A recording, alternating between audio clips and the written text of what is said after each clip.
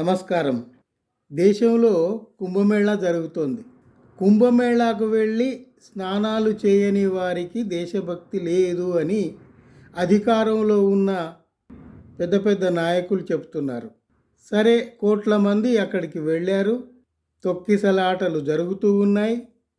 ఎంతో కొంతమంది చచ్చిపోతున్నారు. టీవీలలో చూసే నెంబరేమో 30-40 అని వస్తుంది.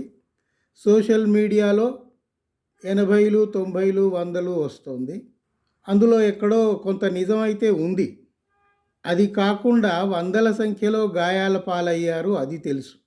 ఇవన్నీ కాకుండా మురికి నీళ్లలో మునుగుతున్నందువల్ల అనారోగ్యం పాలయ్యి ఆసుపత్రులలో చేరి కళ్ళు మూస్తున్న వారు వందల సంఖ్యలో ఉంటారు. వాటి లెక్కలు మనకు తెలియవు. ఇక్కడ మనము చెప్పుకోవాల్సింది ఏమిటి అంటే, కుంభమేళాకు వెళ్ళి స్నానాలు చేయండి అని చెప్తున్నారు, బాగానే ఉంది. వెళ్ళిన వాళ్లకు మోక్షం వస్తుంది అని సామాన్య ప్రజలకు నూరిపోస్తున్నారు కదా.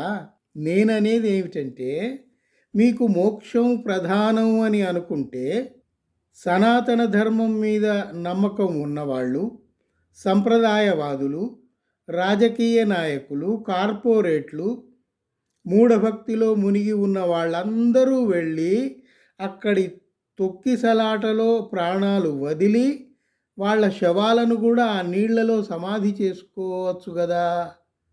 సామాన్య ప్రజల్ని ఎందుకు ఇబ్బంది పెడుతున్నారు? ఎవరికి వాటి మీద విశ్వాసం ఉందో వాళ్ళు ఆ పని చేయొచ్చు. ప్రాణాలు అక్కడ త్యాగం చేయొచ్చు. వాళ్ళ శరీరాలు కూడా కనబడకుండా ఆ నీళ్లలో సమాధి చేసుకోవచ్చు. పుణ్యలోకాల ప్రాప్తి పొందవచ్చు. వాటి మీద విశ్వాసం లేని వాళ్లకు మీరెందుకు నూరిపోస్తున్నారు? కుంభమేళాలకు వెళ్ళండి, అక్కడ స్నానాలు చేయండి. విశ్వాసం లేని వాళ్లకు చెప్పి ప్రయోజనం లేదు కదా. విశ్వాసం ఉన్నవాళ్ళు ఆ పని చేయొచ్చు కదా అంటున్నాను నేను ఇప్పుడు కొత్తగా విషయాలు ఏం చెప్పట్లేదు. పత్రికలలో, టీవీలలో వస్తున్న వార్తలను బట్టే నేను ఇక్కడ వ్యాఖ్యానిస్తున్నాను. సరే, ప్రధానమంత్రి గారు వెళ్ళారు, రాష్ట్రపతి వెళ్ళారు. ఎట్లా వెళ్ళారు? వాళ్ళకై వాళ్ళు ఒక సురక్షితమైన ప్రాంతాన్ని ఎన్నుకొని 100 మంది సెక్యూరిటీని పెట్టుకొని అటు ఇటు ఆ తాళ్ళు పట్టుకొని భుజాల దాకా మునిగి లేవటము స్నానం చేసినట్ట. మన ప్రధానిని చూడండి, వాటర్ ప్రూఫ్ జాకెట్ వేసుకొని భుజాల వరకు మునిగి స్నానం చేశానని అనిపించాడు. ఈ డ్రామాలు ఎందుకు అని సామాన్య ప్రజలు అడుగుతున్నారు. మీకు నిజంగా కుంభమేళా స్నానాలు చేయాలంటే ఆ సన్యాసులు వెళ్ళినట్టు వెళ్ళి అట్లాగే వాళ్ళలాగే దిగంబరంగా మునిగి మీరు సామాన్య ప్రజలకు విశ్వాసం కలిగించండి.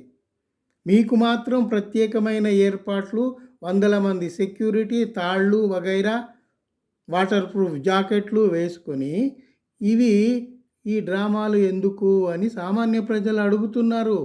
కుంభమేళాలో స్నానం చేయటం అంటే అట్లా కాదు కదా. అది సంప్రదాయమా? అది సనాతన ధర్మమా? జాకెట్ ప్రూఫ్లు వేసుకొని మీరు కూడా మునగండి అని మీరు సామాన్య ప్రజలకు ఎందుకు చెప్పట్లేదు? అది మురికి నీళ్లు. ఆ నీళ్లు మీ శరీరానికి అంటితే గనక చర్మ వ్యాధులు వచ్చే అవకాశం ఉంటుంది.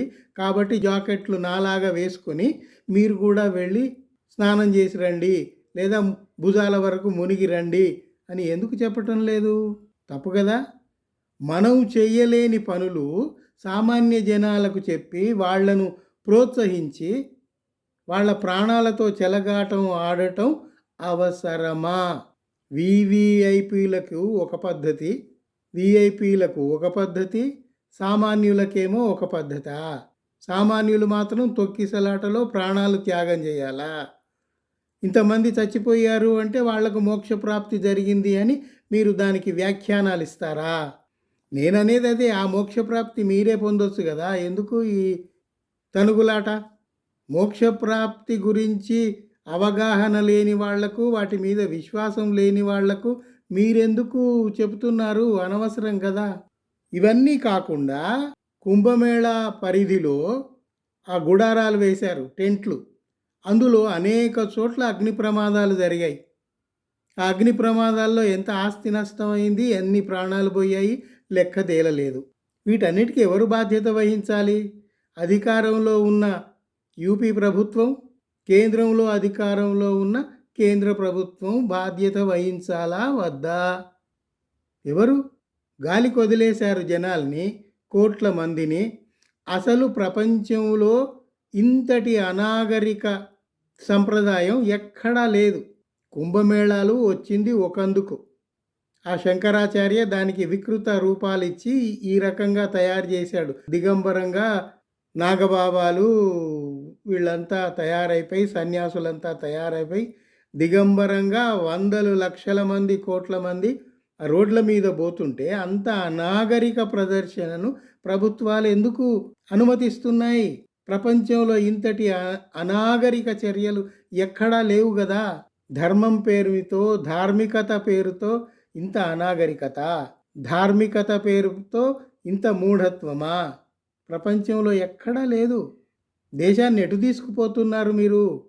ఇది మానసిక బానిసత్వంలోకి మీరు తోసేస్తున్నారు జనాల్ని.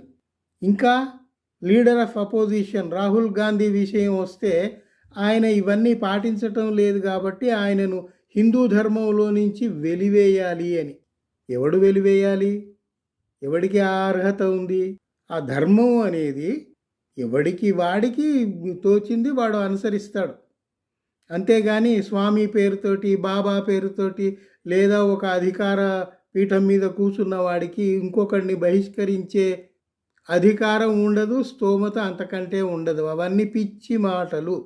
మీరు ఒక ధర్మం పట్ల విశ్వాసం ఉంటే అది అనుసరిస్తారు లేదా అనుసరించరు, అంతే.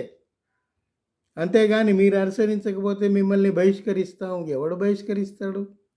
ఎందుకు బహిష్కరిస్తాడు? వాడికి ఆ అర్హతే లేదు కదా. ఇప్పుడు మనుధర్మ శాస్త్ర ప్రకారము ఉండేవాడెవడు? అగ్రకులం వాళ్ళు. అక్కడ అధికారంలో ఉన్నది ఎవడు? అగ్రకులాలేం కాదు కదా. ఒకడు బీసీ, ఒక ఆదివాసీ మహిళ. వాళ్ళకి ఎవరికి ఏ అధికారం ఉంటుంది? మీరు రాసుకున్న, మీరు విశ్వసించే ఆ మనుధర్మ శాస్త్రంలో ఉన్నవే మీరు పాటించటం లేదు.